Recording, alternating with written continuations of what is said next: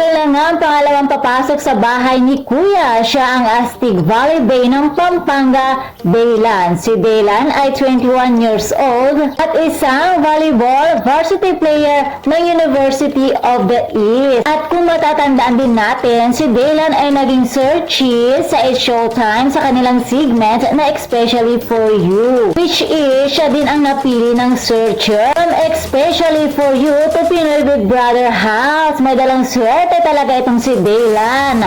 At in fairness, ang cute niya at ang lakas ng dating. Kaya naman mga chikadoras, abangan natin si Daylan kung ano nga ba ang kanyang ipapamalas sa loob ng bahay ni Kuya. At kung makakaya din kaya na mga hamong ibibigay ni Kuya sa loob. Kaya naman mga chikadoras, abangan natin yan. At syempre, abangan pa natin kung sino-sino pa ang papasok sa loob. And that's all for na mga chikadoras. And for more showbiz update, please don't forget to like, share, and subscribe my channel. Thank you for watching.